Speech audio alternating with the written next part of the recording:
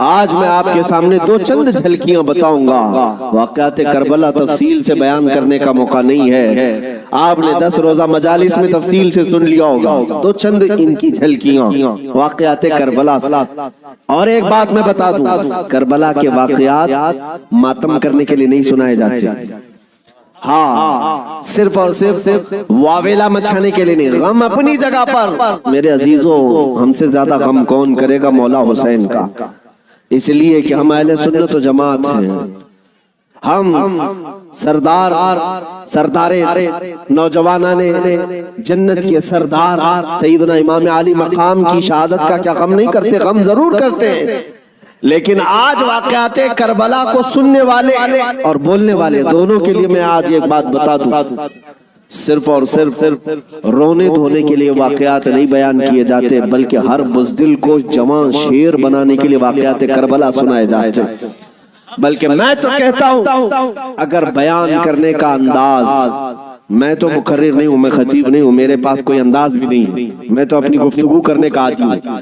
لیکن اگر سچا غلام حسین کوئی منبر سے بیان کرے، دیکھنا قسم رب ذوالجلال کی 80 سال کا بوڑھا بھی تمہیں 25 سال کا جوان نظر آنے لگ جائے. اس کا جذبہ جوان نظر آئے گا. مولا حسین کے واقعات سننے کے بعد میں آپ کو بتاتا ہوں، سیدنا امام علی مقام مکہ سے نکل کر کے کوفہ جا رہے تھے. بہتوں نے منع کیا آپ کو، لیکن آپ کے سامنے کوفہ کے خطوط موجود تھے. اتمام حجت کے لیے آپ تشریف لے جا رہے تھے.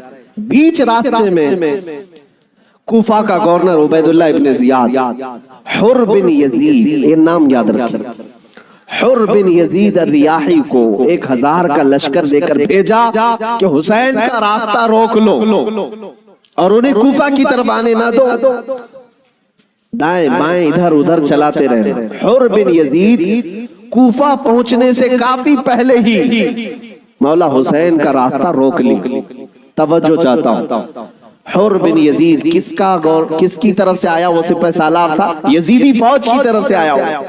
1000 کا لشکر لے کر آیا. لیکن جب وہ آیا مولا حسین کے پاس، راستہ روک لیا اور کہا ہم آپ کو کوفہ جانے نہیں دیں گے. آپ بغاوت کر رہے ہیں وقت کے خلیفہ امیر المومنین یزید سے. ان کے ذوق میں باطل میں یہی تھا. اور اس کے بعد وہ راستہ روکے اتنی دور تک چلتا رہا، کبھی دائیں کبھی بائیں. امام حسین ایک جگہ پر جب پڑاؤ کرتے ہیں، ظہر کا وقت ہے، اذان ہوئی، نماز کے لیے جماعت قائم ہو رہی ہے. امام حسین نے اس حر بن یزید سے پوچھا جو 1000 لشکر کا سپہ سالار تھا، کہا ہم نماز پڑھنے جا رہے ہیں، ہم اپنی نماز پڑھ لیں، کیا تمہاری جماعت الگ ہوگی ہماری جماعت الگ ہوگی؟ حر بن یزید نے کہا نہیں، امام آپ ہی ہوں گے، ہم مقتدی ہوں گے، اقتداء ہم کریں گے. امام حسین مصلی پر ہیں، راستہ روکنے کے لیے جو آیا ہے یزید کا سپہ سالار، وہ اقتداء کر رہا ہے، 1000 لشکریوں کے ساتھ اقتداء کر رہا ہے. ظہر میں بھی، عصر میں بھی، مغرب میں بھی، عشاء میں بھی کنٹینیو جو نمازیں ہوتی ہیں، نماز امام حسین ہی پڑھاتے ہیں. اور راستہ روکنے کے لیے آیا ہوا یزید کا سپہ سالار اقتداء کر رہا ہے. میں علماء سے کہتا ہوں میرے عزیزوں، بڑا عظیم نکتہ ہے. اگر حسین کے سچے وفادار ہو تو آج بھی ہزاروں یزیدی تمہاری بھی اقتداء کرنے کو تیار کرتے ہیں، مجبور ہیں. اگر سچے حسینی بن جاؤ تو اقتداء تو ہوگی. لیکن جو بات مجھے عرض کرنی ہے وہ یہ، راستہ روکا اور اس کے بعد پھر پیغام آیا کہ امام حسین کو کوفہ کی طرف آنے مت دینا، کسی اور راستے کی طرف لے جاؤ. کسی اور راستے کی طرف وہ زبردستی لے گیا. پھر وہ میدان آیا جس کو کربلا کہا جاتا ہے. امام حسین وہاں اتر گئے اور ایسی جگہ پر آپ کو اتارا گیا جہاں پانی نہ ملے. دریا کے اوپر سارے یزیدی فوج کا قبضہ. اب سنیے، محرم کا مہینہ ہے، 7ویں آ گئی، 8ویں آ گئی. اس کے بعد یہ صلح مصالحت کی بھی باتیں چلتی رہی. امام حسین نے پیغام بھیجا تھا عبید اللہ ابن زیاد کو، 3 آپشن دیے تھے، کوئی قبول کر لو، لیکن وہ ظالم آپ کے خون کے در پہ تھے، مانے نہیں. 4000 کا لشکر دے کر بھیجا. پھر اس کے بعد تقریباً 15000 کا لشکر دے کر بھیجے. 15,000 یا 16,000 کا لشکر دے کر دوبارہ بھیجا۔ اب یہ 9ویں محرم آئی ہے، توجہ چاہتا ہوں، 22,000 کا لشکر امام حسین نے خطبہ دیا کہ میں تمہارے پاس جنگ کرنے کی نیت سے نہیں آیا، تم میری عظمت نہیں جانتے، میں فاطمہ زہرا کا بیٹا ہوں، حیدر کرار کا نور نظر ہوں، رسول اللہ کا نواسا ہوں، میرے خون سے اپنے ہاتھ رنگین نہ کرو، ان پر کوئی بات اثر نہ کرے۔ اس کے بعد حر بن یزید جو 1,000 کا لشکر لے کر سب سے پہلے راستہ روکنے آیا تھا، وہ یزیدیوں کے پاس آیا اور کہا ان کی ایک بات تو مان لو، وہ جنگ کرنے نہیں آئے، اگر وہ صلح چاہتے ہیں تو ختم کر دیتے معاملہ۔ لیکن یزیدی فوج کے جو بڑے سپہ سالار تھے، عمرو بن سعد یا شمر، ان لوگوں نے کہا اے حر، تجھے مصالحت کرنے کے لیے نہیں بھیجا گیا ہے، تجھے فوجی بنا کر بھیجا گیا ہے، لڑنا ہے تو ہمارے ساتھ لڑو ورنہ یہاں سے دفع ہو جاؤ۔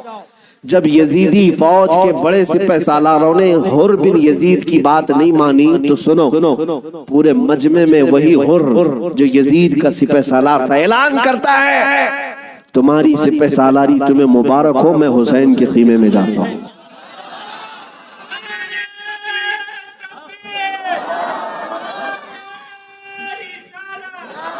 توجہ، حر بن یزید نے کہا مجھے اب نظر آ رہا ہے کہ حق اور حقانیت حسین کے خیمے کی طرف ہے، مجھے جانے دیں۔ ان لوگوں نے کہا تم جا سکتے ہو۔ حر بن یزید کو پتا تھا حسین کے ساتھ جانے کا کیا انجام ہو سکتا ہے، 22,000 کا لشکر جرار ہے اور ادھر صرف 80-82 لوگ ہیں، ایسے وقت میں ایک چھوٹی جماعت کا ساتھ کون دے سکتا ہے جہاں بھاری بھرکم لشکر سامنے موجود ہو؟ میرے عزیزوں، ایک چھوٹی جماعت کا ساتھ صرف وہی دے سکتا ہے جس کے سینے کو مولا ہدایت کے لیے کھول دیتا ہے۔ میں نے دیکھا ہے مصیبتوں کے وقت کون ہمارے ساتھ کھڑا ہوتا ہے۔ لوگوں کی نظروں میں بہت بڑی بڑی حکومتیں ہوتی ہیں، ارے بہت سارے لوگ تو ڈر جاتے ہیں ان کے ساتھ آپ کھڑے ہو جائیں، فوٹو میں آ جائیں گے تو کل کیس ہمارے اوپر بھی ہو جائے گا۔ میرے عزیزوں، میں اپنی بات نہیں کرتا، لیکن ایک بات ضرور ہے، حق جماعت اگر اقلیت میں بھی کیوں نہ ہو، اللہ کی مدد آج یا کل اسی کے ساتھ ہوگی۔ اگرچہ آج وہ مظلوم نظر آئے لیکن اللہ تعالیٰ غالب فرمائے گا۔ حسین اعظم کے پاس حر بن یزید آ گئے۔ جس بات کی طرف میں تمہیں لے جا رہا ہوں اس کے لیے اتنا لمبا واقعہ بیان کرنا پڑا، جو اصل لب لباب ہے، جو خلاصہ ہے اس واقعے کا، وہ ابھی انقریب بیان کرتا ہوں۔ نوجوانوں توجہ سے سنو، توجہ۔ حسین ابن علی رضی اللہ تعالیٰ عنہ کے پاس آ گیا حر بن یزید، قدموں میں گرا، کہا مولا مجھے معاف فرما لے، میں نے راستہ روکا آپ کا، میں آپ کو مجبور کیا اس میدان میں آنے کے لیے، لیکن میں آپ کے ساتھ اب اس وقت تک رہوں گا جب تک میری آخری سانس نہ آ جائے، میں آپ کی حمایت میں لڑوں گا۔ امام حسین نے اس سے کہا حر کہ میں نے تجھے معاف کر دیا، لیکن جا تو اپنے بیوی بچوں کے ساتھ، میری اس چھوٹی جماعت کے ساتھ رہے گا تو جان کا خطرہ ہے۔ حر بن یزید نے کہا میں نے جو راستے میں آپ کے ساتھ کیا اس کا کفارہ جان دینے سے بھی میں سمجھتا ہوں ادا نہ ہو پائے، اس لیے میں آخری سانس تک آپ کے ساتھ رہوں گا۔ رہا ساتھ میں۔ 10ویں محرم آ گئی۔ اب جو بیان کرنا ہے توجہ سے، جانتے ہیں صبح نکارہ بجا، طبل بجے، ادھر جنگ کی ابتدا ہوئی۔ یزیدیوں کی طرف سے عمرو بن سعد نے پہلا تیر چلایا اور اعلان کیا کہ ہم حسین ابن علی کے ساتھ جنگ شروع کر چکے ہیں۔ جنگ جب شروع ہو گئی، امام حسین رضی اللہ تعالیٰ عنہ کے اہل بیت کو کسی نے اترنے نہیں دیا، جو آپ کے ساتھی تھے، جو آپ کے ساتھ آئے ہوئے تھے، جو اہل بیت سے نہیں تھے۔ 5 صحابی رسول بھی ہیں مولا حسین کے ساتھ، صحابی رسول بھی تھے، وہ جب تک ساتھی رہے خاندان حسین سے ایک کو بھی میدان میں آنے نہیں دے۔ اور جانتے ہیں اس میدان کربلا میں پہلے اترنے والا کون تھا؟ وہی حر بن یزید، اور کس کی جانب سے؟ امام حسین کی طرف سے۔ ایک بات مولا قدیر و جبار کی تمہیں سمجھنا پڑے گا، اگر وہ ہدایت دینے پر آئے تو کفر کی طاغوتی طاقتوں میں سے بھی کسی کو ہدایت دے کر کے اس کو پاسبان اسلام بنا سکتا ہے، اور کبھی گمراہ کرنے پر آئے تو کعبہ کے قریب رہ کر کے بھی کوئی گمراہ ہو سکتا ہے۔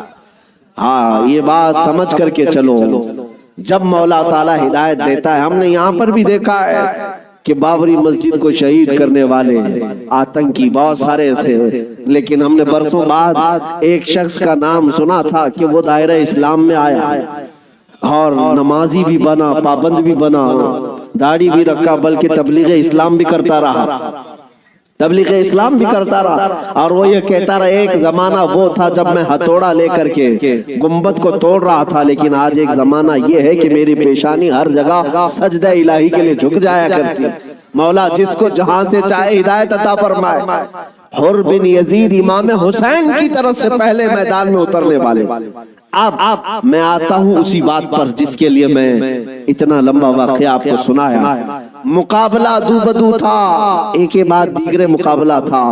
حر بن یزید جب گھوڑے پر سوار ہو کر مقابلے کے لیے آیا تو یزیدیوں کی طرف سے پہلوان آتے رہے، سپاہی آتے رہے، مقابلہ کرتے رہے۔ یہ تنہا حر بن یزید کا مقابلہ صبح سے لے کر کے دوپہر تک چلتا رہا۔ باقی بہت سارے مقابلے ہوئے، تھوڑی تھوڑی دیر کے بعد سب جام شہادت نوش کرتے رہے، یہ زوال کے بعد، لیکن حر بن یزید کا مقابلہ صبح سے چلتا رہا۔ اور میں نے جب تاریخ میں یہ بات پڑھی تو مجھے حیرت ہوئی کہ تنہا حر بن یزید اکیلے گھوڑے پر آیا اور یزیدیوں سے ایک کے بعد دیگرے لڑتا رہا۔ گھنٹوں کے مقابلے کے بعد جن لوگوں کو حر بن یزید نے مارا تھا ان کی لاشیں گنی گئی تو 120 لاشیں پڑی تھی۔ یہی بات مجھے کرنا ہے، یہی بات مجھے کرنا ہے۔ تنہا ایک حسینی 120 کو مار گرا سکتا ہے کربلا کے میدان میں۔ تم صرف یہ سنتے ہو کہ حسین اعظم کے بچے شہید ہو گئے، لیکن حسینیوں نے جن کو کاٹا ہے وہ کیوں نہیں سنتے؟ وہ کم نہیں تھے، بہتوں کو فنا فی النار کیا۔ اب جو بات کہنی ہے وہ یہ ہے، حر بن یزید خاندان حسین سے نہیں ہے، اہل بیت سے نہیں ہے، انصار میں سے بھی نہیں ہے جو ساتھی وہاں سے آئے تھے، بلکہ ایک دن پہلے توبہ کر کے حسینی بنا تو دوسرے دن کی طاقت کا حال یہ ہے۔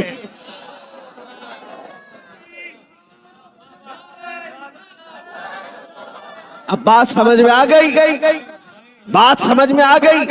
ایک دن کا حسینی 120 پر بھاری ہو سکتا ہے، تو جو بچپن سے حسینی ہے وہ ہزاروں پر ضرور بھاری ہوگا۔ کیوں نہ بھاری ہوگا؟ اعلیٰ حضرت فاضل بریلوی رضی اللہ تعالیٰ عنہ نسبت قادریت پر فخر کرتے ہوئے کہتے ہیں، کیا دبے جس پہ حمایت کا ہو پنجہ تیرا، شیر کو خطرے میں لاتا نہیں کتا تیرا۔ عزیزان گرامی، نسبت قادریت پر جب اتنا فخر ہے تو نسبت حسینی پر کتنا فخر ہو۔ مولا حسین کی نسبت نے اچھے اچھوں کو جوان کر دیا، اور ان کے سگے بھتیجے امام قاسم نے، جانتے ہو عمر کیا تھی امام قاسم کی؟ یہاں بیٹھے ہوئے اکثر لوگ عمر میں بڑے ہوں گے بہت سارے، 19 سال کی جوانی تھی، 19 سال کی جوانی۔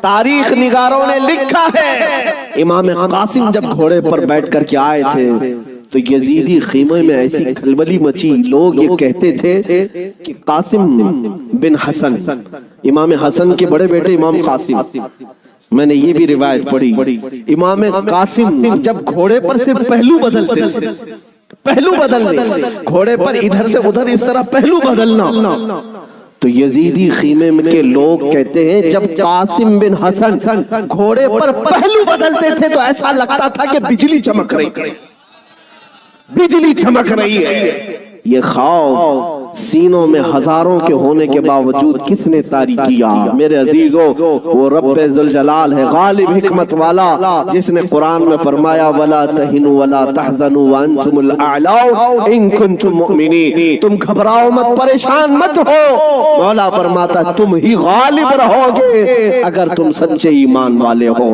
اگر تم میرے مصطفیٰ کریم صلی اللہ علیہ وسلم کے سچے غلام ہو۔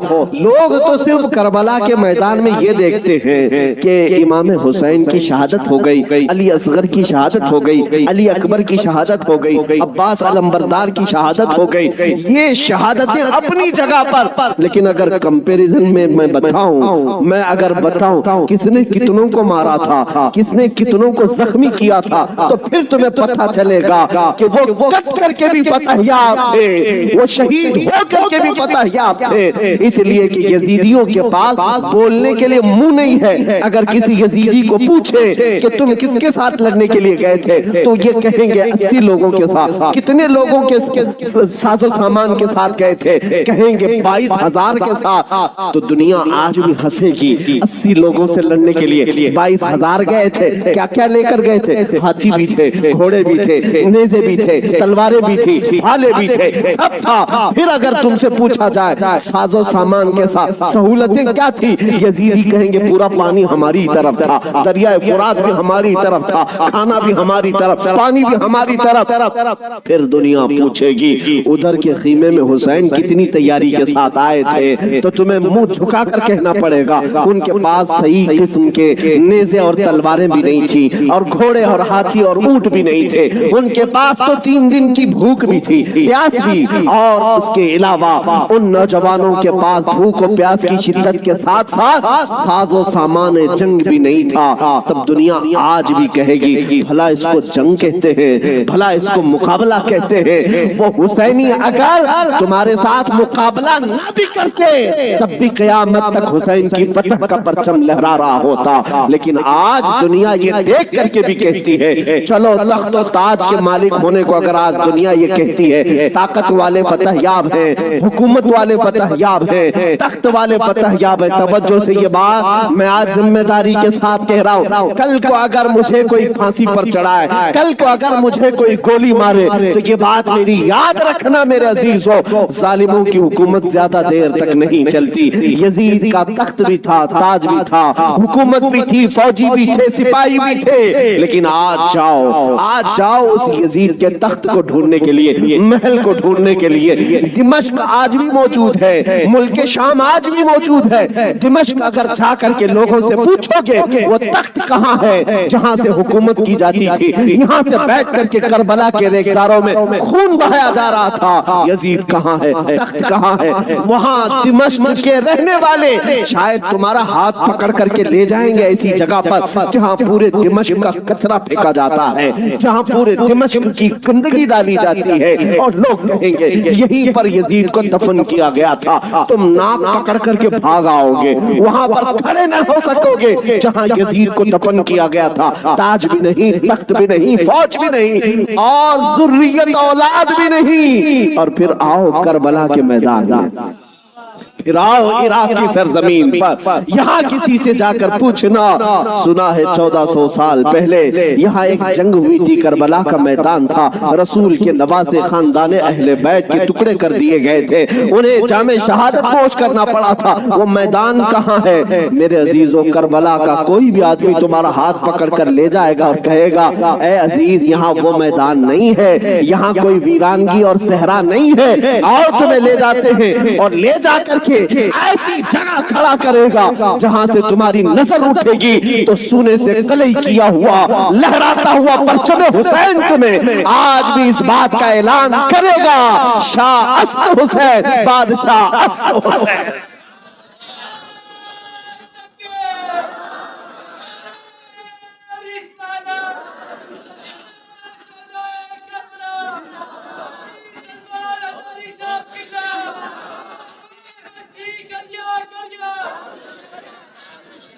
جانتے ہو بہت سارے بچے، بہت سارے نوجوان کسی نہ کسی شخصیت کو اپنا آئیڈیل بناتے ہیں بچپن سے۔ الحمدللہ میں یہ تحدیث نعمت کے لئے کہہ رہا ہوں، اللہ میری ماں کو سلامت رکھے، جن سے میں نے واقعات سنے ہیں تو خالد بن ولید کے سنے ہیں، اور ہمارے آئیڈیل جو بزرگ ہیں اس میں مولا امام حسین ہیں، ہم نے ان کو آئیڈیل بنایا ہے، آپ بھی بنا لو۔